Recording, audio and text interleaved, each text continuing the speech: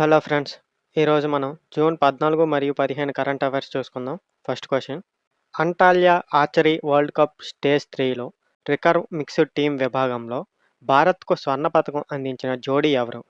Correct answer option B Dhiraj Bommadevara మరియు కుంకుమ్ మొహాడ్ అండి. Recurve పురుషుల వ్యక్తిగత విభాగంలో కూడా ధీరజ్ బొమ్మదేవర స్వర్ణ పతకం సాధించాడండి.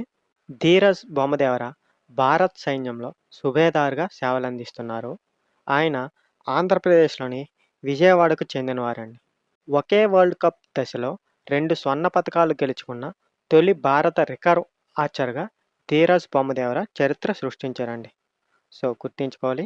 ఎక్కడ? Antalya archery world cup stage 3లో రికర్వ్ మిక్స్డ్ టీమ్ విభాగంలో భారత్‌కు స్వర్ణ పతకం అందించిన జోడీ ఎవరు అంటే correct answer option B Dhiraj Bommadevara మరియు కుంకుమ్ మొహాడ్ అండి. అలాగే ఇంకొక విషయం ఏంటంటే రికర్వ్ పురుషుల వ్యక్తిగత విభాగంలో కూడా ధీరజ్ బొమ్మదేవర స్వర్ణ పతకం సాధించాడండి. ఈ ధీరజ్ బొమ్మదేవర అనే వ్యక్తి భారత సైన్యంలో సుబేదార్‌గా సేవలందిస్తున్నారండి. ఆయన ఆంధ్రప్రదేశ్‌లోని విజయవాడకు చెందినవారండి. అయితే ఒకే వరల్డ్ కప్ దశలో 2 స్వర్ణ పతకాలు గెలుచుకున్న తొలి భారత రికర్వ్ ఆర్చర్‌గా ధీరజ్ బొమ్మదేవర చరిత్ర సృష్టించారండి. ఓకేనా? Next question. 5,000 మందికి పైగా భరతనాట్యం నర్తకులు పాల్గొని అతి పెద్ద భరతనాట్యం పాఠానికి గిన్నిస్ ప్రపంచ రికార్డ్ ఏ నగరంలో నెలకొల్పారు? Correct answer option D Colombo అండి. ఈ కార్యక్రమం కొలంబోలోని గాలెఫేస్ గ్రీన్ సముద్ర తీర ప్రాంతంలో నిర్వహించబడిందండి. భారత్‌కు చెందిన సంగమం గ్లోబల్ అకాడమీ మరియు శ్రీలంకకు చెందిన సంగమిజ్ లియా సంయుక్తంగా ఈ కార్యక్రమాన్ని నిర్వహించాయండి. ఈ కార్యక్రమానికి సంబంధించిన అధికారిక గిన్నిస్ ప్రపంచ రికార్డ్ ధృవపత్రాన్ని శ్రీలంకలో భారత హై కమిషనర్ సంతోష్ ఝా స్వీకరించారండి. సో, క్వెషన్ ఏంటంటే మొత్తం ఎంతమందండి? 5,000 మందికి పైగా భరతనాట్యం నర్తకులు పాల్గొని అతి పెద్ద భరతనాట్య పాఠానికి గిన్నిస్ ప్రపంచ రికార్డ్ ఏ నగరంలో నెలకొల్పారు అంటే correct answer option D Colombo అండి. అయితే ఈ కార్యక్రమం ఎక్కడ జరిగింది అంటే కొలంబోలోని గాలెఫియస్ గ్రీన్ సముద్ర తీర ప్రాంతంలో నిర్వహించబడిందండి. భారత్‌కు చెందిన ఎవరండి? సంగమం గ్లోబల్ అకాడమీ మరియు శ్రీలంకకు చెందిన ఎవరు? సంగమిజ్ లియా సంయుక్తంగా ఈ కార్యక్రమాన్ని నిర్వహించాయండి. అయితే ఈ కార్యక్రమానికి సంబంధించిన అధికారిక గిన్నిస్ ప్రపంచ రికార్డ్ ధృవపత్రాన్ని శ్రీలంకలోని భారత హై కమిషనర్ ఎవరు? సంతోష్ ఝా స్వీకరించారండి. ఓకేనా? Next question. కేంద్ర కమ్యూనికేషన్స్ మంత్రి ఎవరు? జ్యోతిరాదిత్య సింధియా ప్రకటించిన డ్రోన్ ఆధారిత తపాలా సేవను తపాలా శాఖ ఏ రాష్ట్రంలో ప్రారంభించింది? Correct answer option A Himachal Pradesh అండి. ఈ సేవను మండి హెడ్ పోస్ట్ ఆఫీస్ మరియు రెహర్దార్ బ్రాంచ్ పోస్ట్ ఆఫీస్ మధ్య ప్రారంభించారండి. రోడ్డు మార్గంలో సుమారు 12 కిలోమీటర్లు, వైమానిక మార్గంలో సుమారు 6 కిలోమీటర్ల దూరాన్ని ఈ సేవ కవర్ చేస్తుందండి. సాంప్రదాయ రవాణా విధానంలో 2 గంటలు పట్టే సమయాన్ని డ్రోన్ ద్వారా కేవలం 6-7 నిమిషాలకు తగ్గించారండి. ఈ కార్యక్రమాన్ని స్కై ఎయిర్ మొబిలిటీ సంస్థ సహకారంతో అమలు చేస్తున్నారండి. ఓకేనా? సో, క్వెషన్ ఏంటంటే కేంద్ర కమ్యూనికేషన్స్ మంత్రి ఎవరు? జ్యోతిరాదిత్య సింధియా ప్రకటించిన డ్రోన్ ఆధారిత తపాలా సేవను తపాలా శాఖ ఏ రాష్ట్రంలో ప్రారంభించింది అంటే correct answer option A Himachal Pradesh అండి. అయితే ఎక్కడ ప్రారంభించారు ఇది అంటే మండి హెడ్ పోస్ట్ ఆఫీస్ మరియు రెహర్దార్ బ్రాంచ్ పోస్ట్ ఆఫీస్ మధ్య ప్రారంభించండి. అయితే రోడ్డు మార్గంలో అయితే ఎంత? 12 కిలోమీటర్లు, వైమానిక మార్గంలో సుమారు 6 కిలోమీటర్ల దూరాన్ని ఈ సేవ కవర్ చేస్తుందండి. సాంప్రదాయ రవాణా విధానంలో 2 గంటలు పట్టే సమయాన్ని డ్రోన్ ద్వారా కేవలం 6-7 నిమిషాలకు తగ్గించారండి. అయితే ఈ కార్యక్రమాన్ని ఎవరు అమలు చేస్తున్నారంటే ఏ సంస్థ అని అడిగితే స్కై ఎయిర్ మొబిలిటీ సంస్థ అండి. ఓకేనా? Next question. భారత పౌర విమానయాన రంగంలో కీలక మైలురాయిగా నిలుస్తూ ఉత్తరప్రదేశ్‌లోని ఏ కొత్త అంతర్జాతీయ విమానాశ్రయంలో వాణిజ్య విమాన సర్వీసులు ప్రారంభమయ్యాయి? Correct answer option A Noida అంతర్జాతీయ విమానాశ్రయం అండి. ఉత్తరప్రదేశ్‌లోని నోయిడా అంతర్జాతీయ విమానాశ్రయం జేవర్‌లో వాణిజ్య విమాన సర్వీసులు ప్రారంభమయ్యాయండి. దీంతో ఉత్తరప్రదేశ్‌లో మొత్తం 5 అంతర్జాతీయ విమానాశ్రయాల కార్యకలాపాలు నిర్వహిస్తున్న తొలి రాష్ట్రంగా నిలిచిందండి. అవేంటంటే లక్నో, వారణాసి, కుషీనగర్ మరియు అయోధ్య విమానాశ్రయాలు ఇప్పటికే కార్యకలాపాల్లో ఉన్నాయండి.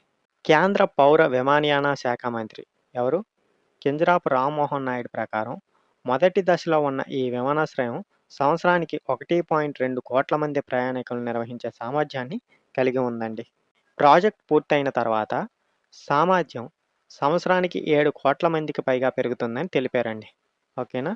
సో క్వశ్చన్ ఏంటంటే, భారత పౌర విమానయాన రంగంలో కీలక మైలురాయిగా నిలుస్తూ ఏదండి?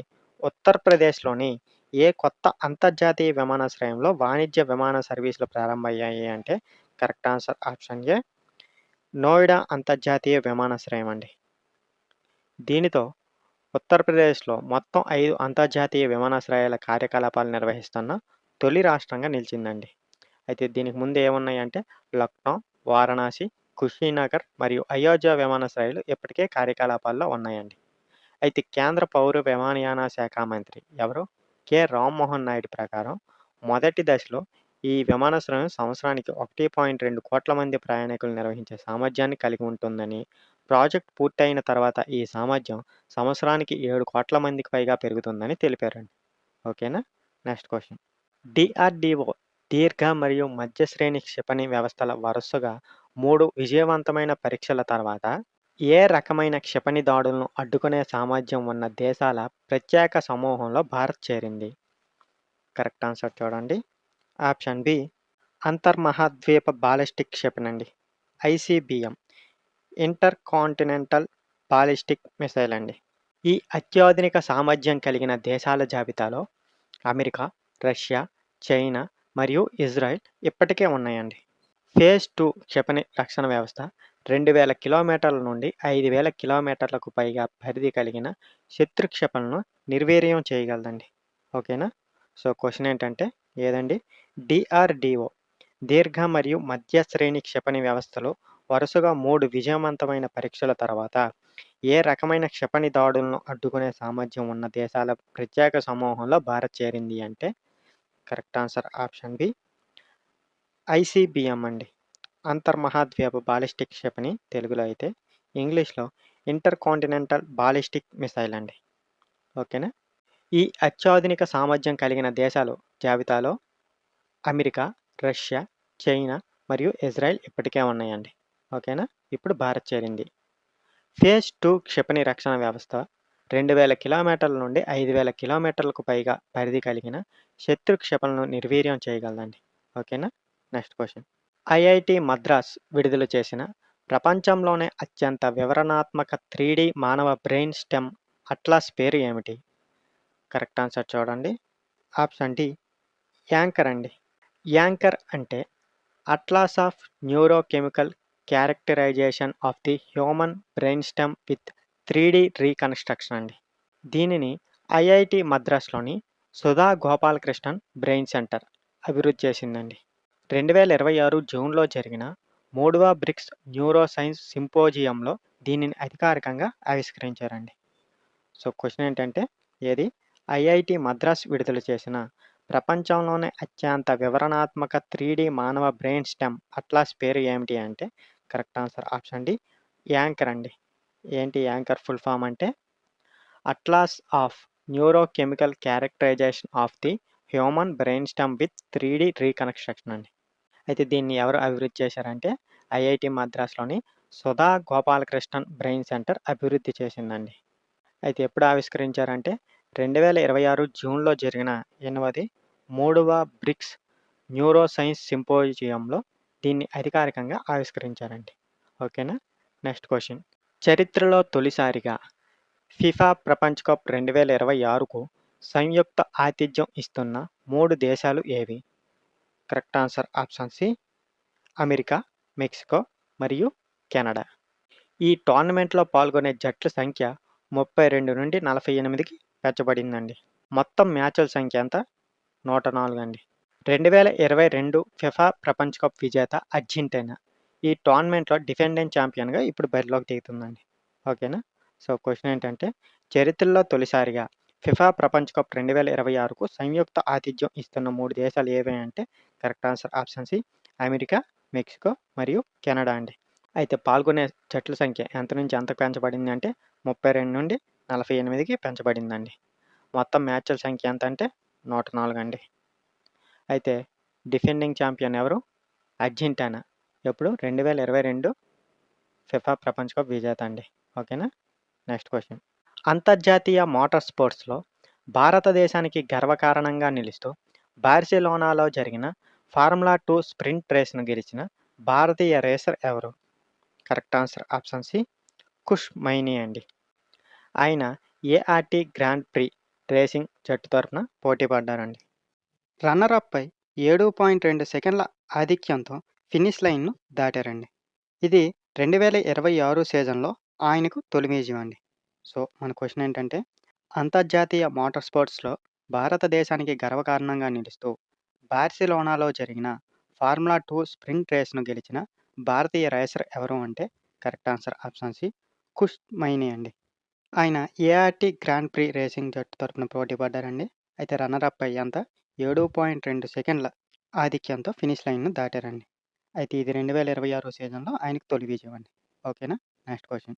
భారత్ చైనా సరిహద్దు ఎల్ఏసి సమీపంలో ఉన్న ఏ గ్రామం ఆర్థిక, పర్యాటక మరియు వాతావరణ రంగాల్లో భారతదేశపు తొలి మోడల్ బోర్డర్ విలేజ్‌గా గుర్తింపు పొందింది? కరెక్ట్ ఆన్సర్ ఆప్షన్ ఏ చుమూర్ గ్రామం అండి. ఈ గ్రామం నేరుగా చైనా సరిహద్దును ఎదుర్కొంటూ లడఖ్ ప్రాంతంలో ఉందండి. లడఖ్ లెఫ్టినెంట్ గవర్నర్ వినయ్ కుమార్ సక్సేనా ఈ ప్రాజెక్టుకు శంకుస్థాపన చేశారండి. ఈ గ్రామ ఆర్థిక వ్యవస్థ ప్రధానంగా స్థానిక మేకల పెంపకం ద్వారా లభించే ప్రీమియం పష్మీనా ఉన్ని ఉత్పత్తిపై ఆధారపడి ఉందండి. -35 వరకు పడిపోయే తీవ్రమైన చలిని తట్టుకునేలా దక్షిణాముఖ పాసివ్ సోలార్ గృహాలను ఇక్కడ నిర్మిస్తున్నారండి. సో, మన క్వెషన్ ఏంటంటే ఏదండి? భారత్ చైనా సరిహద్దు సమీపంలో ఉన్న ఏ గ్రామం ఆర్థిక, పర్యాటక మరియు వాతావరణ రంగాల్లో భారతదేశపు తొలి మోడల్ బోర్డర్ విలేజ్‌గా గుర్తింపు పొందింది అంటే కరెక్ట్ ఆన్సర్ ఆప్షన్ ఏ చుమూర్ గ్రామం అండి. ఈ గ్రామం నేరుగా చైనా సరిహద్దును ఎదుర్కొంటూ ఎక్కడ లడఖ్ ప్రాంతంలో ఉందండి. అయితే లడఖ్ లెఫ్టినెంట్ గవర్నర్ ఎవరు?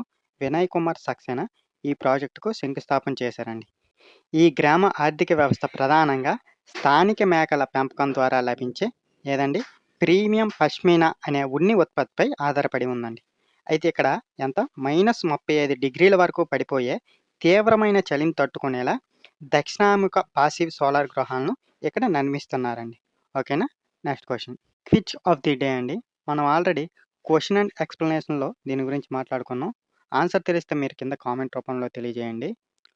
ఒకే ఆర్చరీ వరల్డ్ కప్ దశలో 2 స్వర్ణ పతకాలు గెలిచిన తొలి భారత రికర్వ్ ఆర్చర్ ఎవరు?